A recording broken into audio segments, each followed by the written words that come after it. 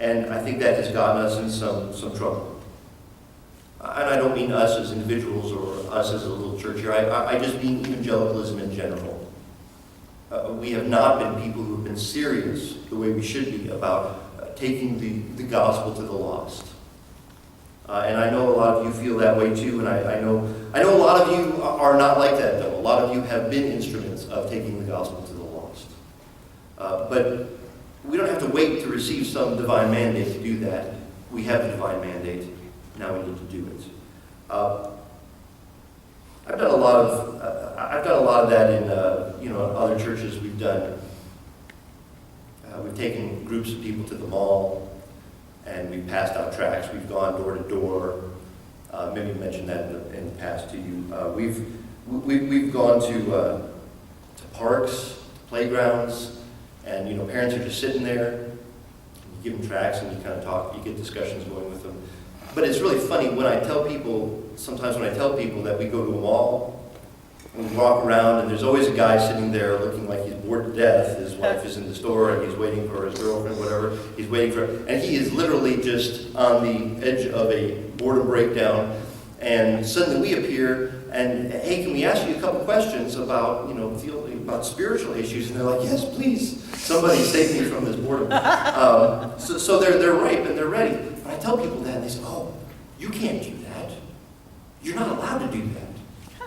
They're gonna, there are people in there. There's the idea. The mall cops are gonna arrest you or something like that. God, I've never had anything even remotely close to that happen. There's nothing anywhere that says I can't walk up to somebody and talk to them, and if they don't tell me to beat it, that I can't continue talking to them, and that I can't give them a little bit of information about what I believe and about my church. So a lot of times, the opposition is really just in our head. The opposition is imagined and not real. It's vaporous. Sometimes it's just silly.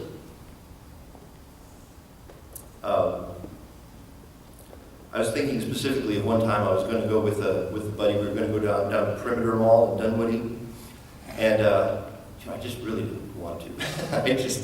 It was a Wednesday evening or a Tuesday, I don't remember, but I didn't want to, and I knew he wasn't feeling well. So I thought maybe that'll be mine. So again, the opposition is internal. And he calls me a little bit before, and like, how you feeling? He's like, oh, I'm a little down. I've got a little bit of a cold. I said, well, you want to cancel tonight? He said, no, I won't go. All right, we'll go. Well, we went. We had 3 or 4 just really meaningful conversations with people.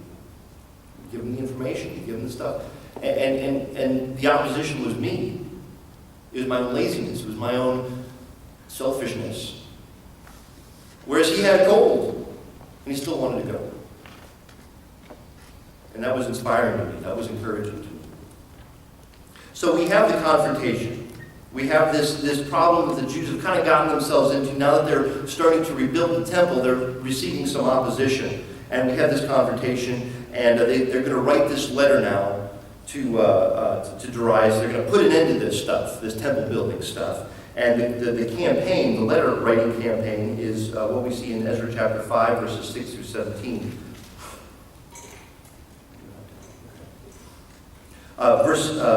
Chapter 5, verses 6 through 17. Verse 6, this is the copy of the letter which Tatani, the governor of the province beyond the river, and Shether-Bozenai, and his colleagues, the officials who were beyond the river, sent to Darius the king. They sent a report to him in which it was written thus, to Darius the king, all peace. Let it be known to the king that we have gone to the province of Judah, to the house of the great God, which is being built with huge stones, and beams are being laid in the walls, and the work is going on with great care and is succeeding in their hands. So he's saying, whatever they're up to, this thing's moving along. You need to know about this. Verse 9, when we asked those elders and said to them, thus, who issued you a decree to rebuild this temple and to finish this structure? We also asked them their names so as to inform you, tattletale, just like we talked about last week, and that we might write down the names of the men who were at their head. Okay? Because we assume you're going to see these men as traitors. Thus, in verse 11, thus they answered us, saying, we are the servants of the God of heaven and earth, and are rebuilding the temple that was built many years ago, which a great king of Israel built and finished. But because our fathers had provoked the God of heaven to wrath, he gave them into the hands of Nebuchadnezzar, king of Babylon the Chaldean, who destroyed this temple and deported the people to Babylon. Verse 13. However, in the first year of Cyrus, again, he is still writing a letter in which he is recounting what the Jews told him. And he's not believing their story.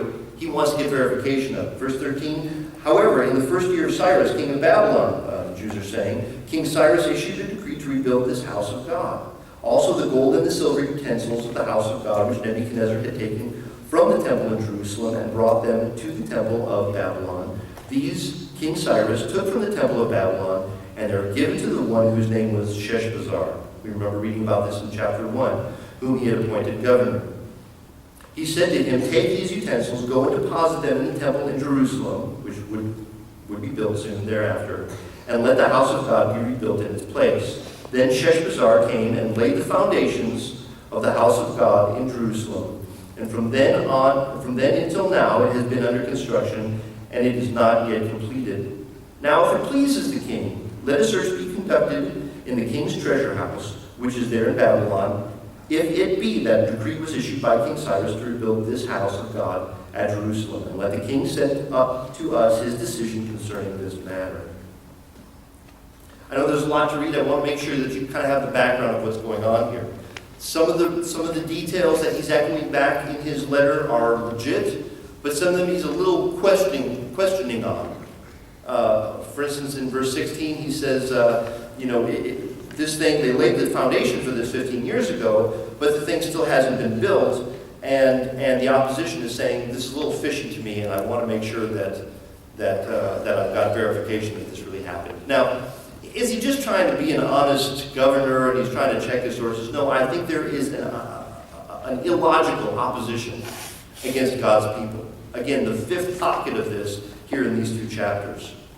He wants to, no matter what he thinks his motivations are, there is opposition to God's people to prevent them from doing what God wants them to do.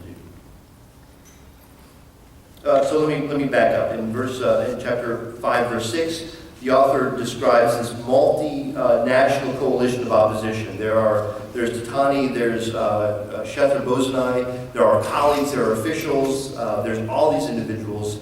And just to remind you again, beyond the river is not the same as the Transjordan necessarily. When you're in Jerusalem and you talk about the Transjordan, you're describing the area to the east of the Jordan.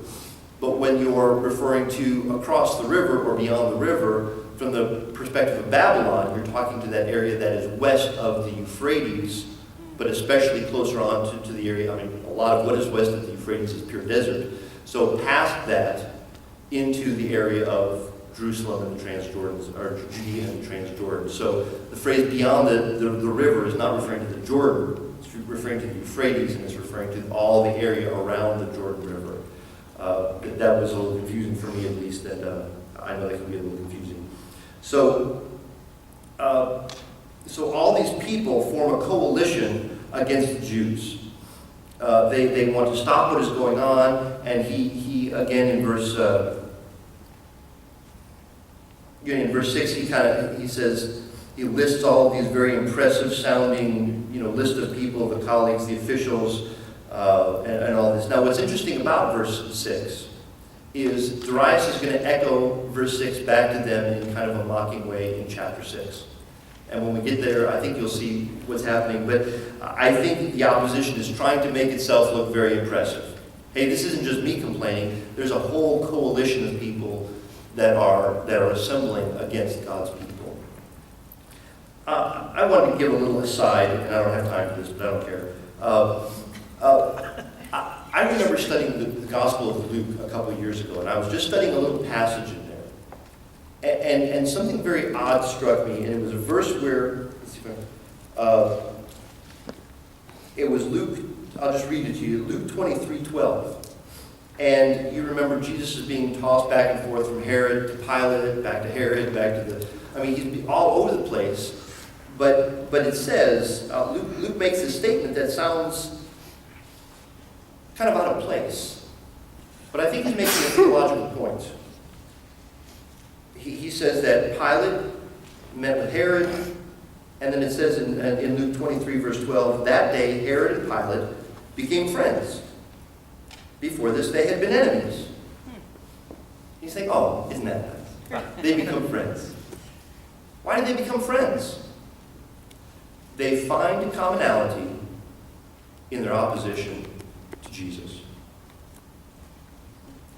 Luke carries this on, though. He keeps saying, in fact, he mentions again this tie between the two of them in Acts chapter 4, verse 27. In Luke 20, and again in Acts 23, Luke shows how the Pharisees and the Sadducees team up against Christ in Luke 20, and against Paul in Acts 23. Okay, Pharisees, Sadducees, do they like each other? No, they hate each other. But guess what? They team up. Despite their bitter rivalry, they team up and form a coalition against Christ in Luke 20, against Paul in Acts 23. Despite their almost paradigmatic differences of opinion on a variety of important matters, they completely unify in their opposition to Christ. Again, in Luke 23, an odd alliance of opinion is formed.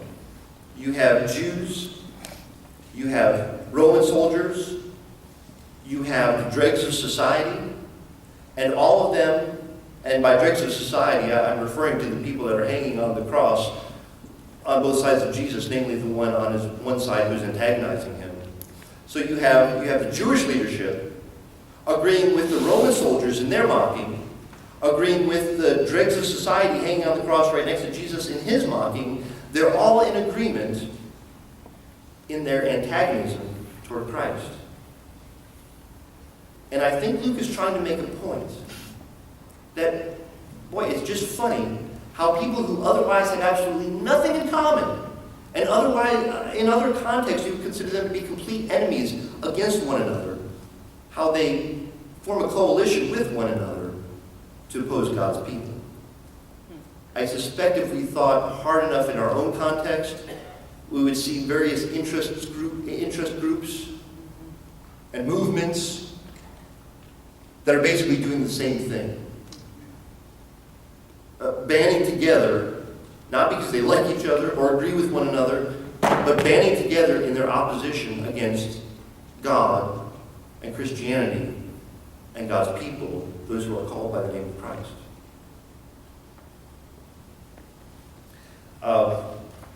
And you know what? When they do that, when those different groups form and they coalesce in this opposition to God's people, they strike hard, they strike frequently, they strike powerfully.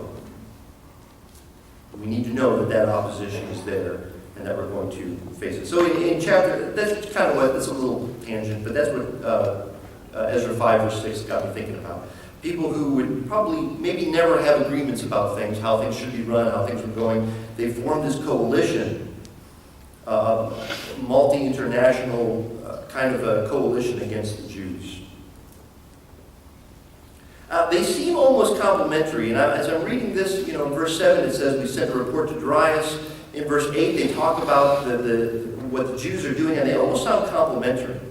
And my take on that is they don't want to appear imbalanced. They don't want to make it look like, we're just completely against these people. We're going to let the Jews' lies speak for themselves, I think is what they're thinking there. And what I think is also, it's just interesting that opposition always has that spin. In verse 10, they suggest that they have this dutiful obligation to investigate this. We asked them their names so as to inform you, so that we might write down the names, the men. We're just going about this objectively, scientifically. We're trying to be faithful investigators here for you, O king. And this is their spin. That they feel like something bad is going on with God's people, that they're doing something wrong, and they want to investigate this for the sake of the king. Again, this is like what we saw last chapter with the opposition